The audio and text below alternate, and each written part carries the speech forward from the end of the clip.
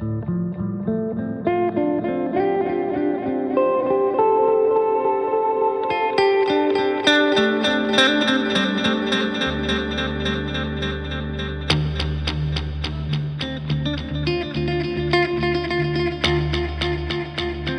I'm Ilja from Gamechanger Audio, and this is the auto delay. The auto delay is specifically designed to be able to react and respond to either your playing dynamics, or your note choice, or to both. So, in today's video, we're going to be exploring 10 fascinating ways of adding parameter automation to the auto delay's level control.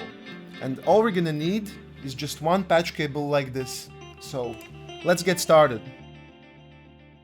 For this first example, we're gonna be using the dynamics tracker set in the fast mode to only send the louder notes and louder strums into the delays algorithm. As you can see here, the input level parameter is turned all the way down, meaning that no signal is going into the delay. However, if we connect this to the dynamics tracker, you'll see that whenever we cross this adjustable threshold point, the value of the input level knob will temporarily jump and send signal into the delay, like this.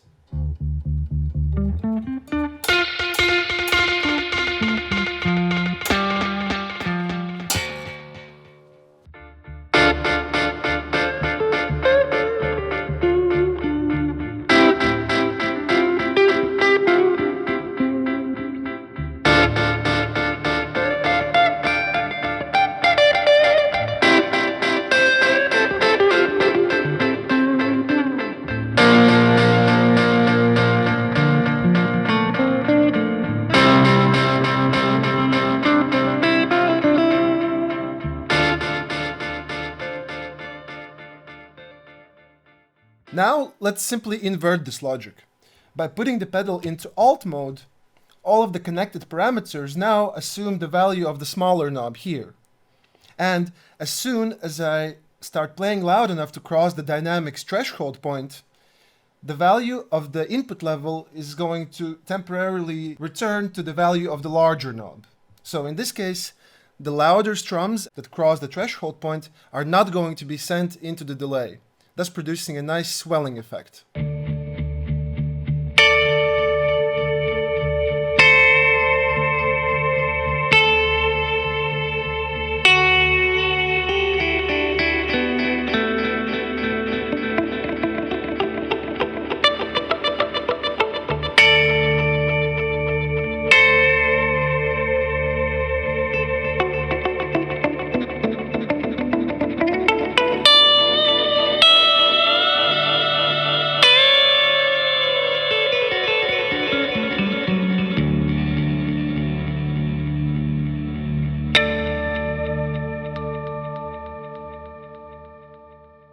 Now, let's switch the dynamics tracker into the rise mode and set the dynamics threshold point slightly lower, thus allowing us to create these rising delay swells that follow our playing dynamics gradually.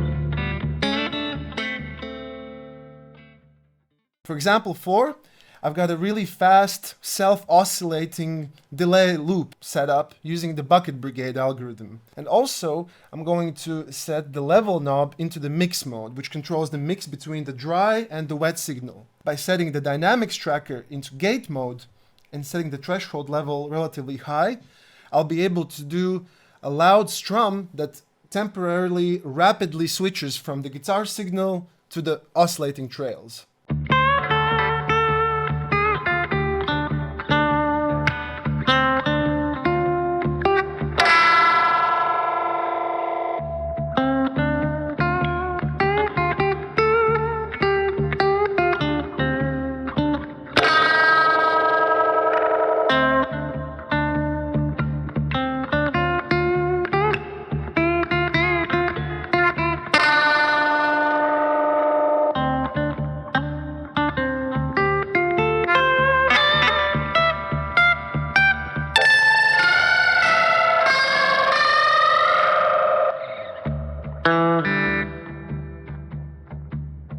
For example 5, let's now achieve that same sudden stuttering effect, but only this time using one of the pitch tracker's outputs.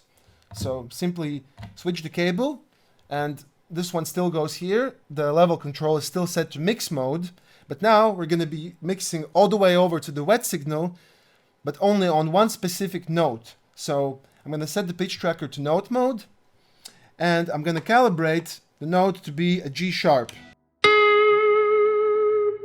So now, every time I play that specific note, we're going to instantly increase the level control all the way to the wet mix out.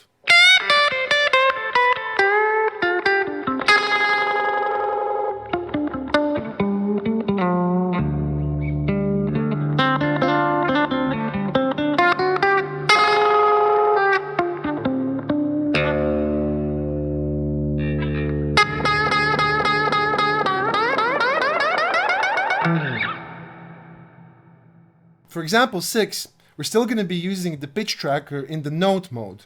However, this time I'm going to switch the level control back into the input mode, and we're going to slightly increase the main pitch control here to create kind of a zone around that calibrated G sharp note.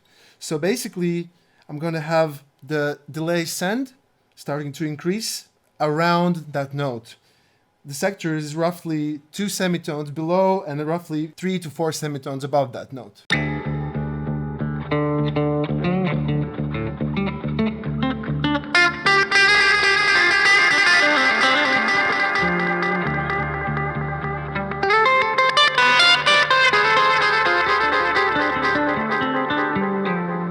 And now, if we want to move this region to a different place on the fretboard, all we have to do is hold the on switch and play a new note. Let's do the high D. And now our delay send region is roughly around here on the fretboard.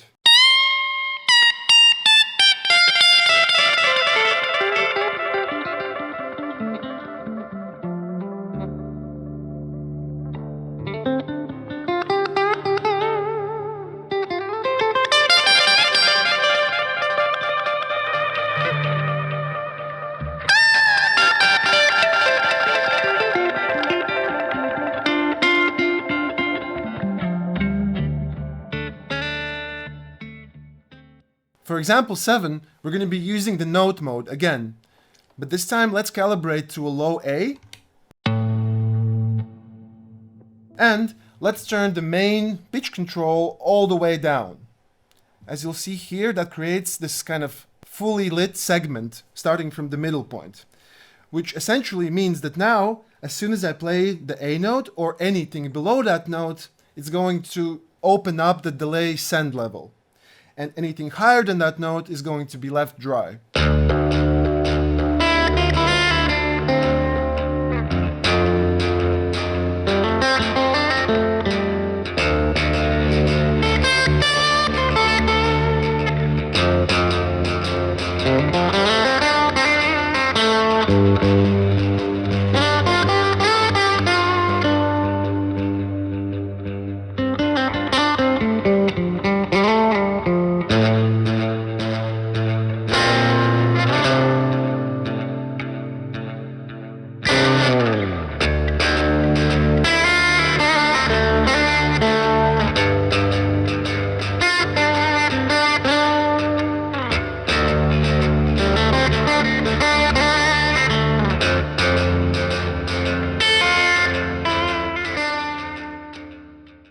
For example 8, we're going to explore my favorite mode on the pitch tracker, which is the tone mode. So here, instead of tracking a precise musical note, the pitch tracker analyzes the overall brightness of the incoming signal. So that can be either your general position on the fretboard, your tone control, or even the pickup selector.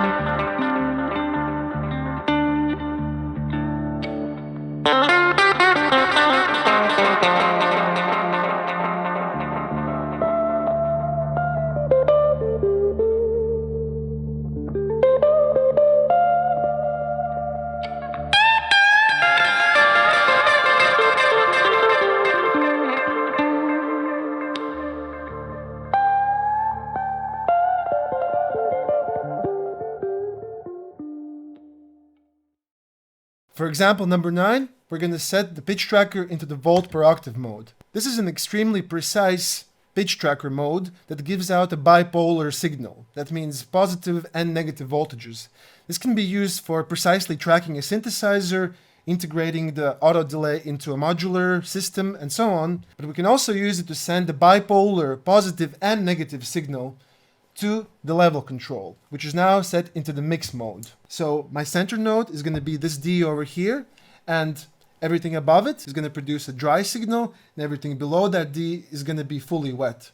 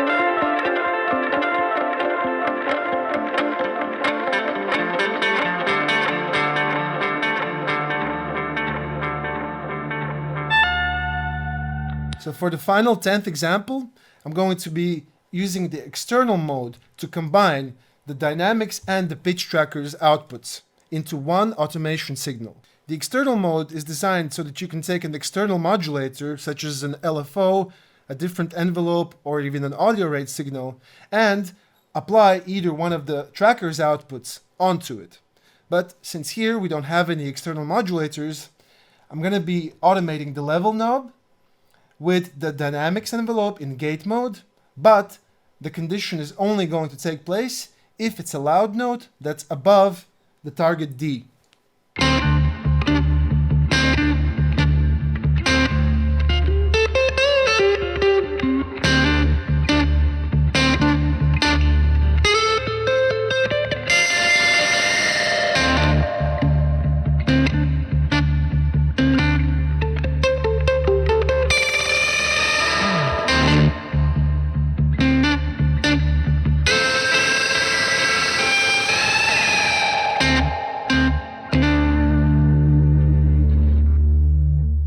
Thanks for watching this video, and let us know in the comments below which one was your favorite delay level automation technique.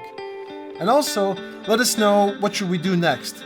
Should we do some more level automations, or should we move on to some of the other knobs, or maybe we should explore some more complex patches.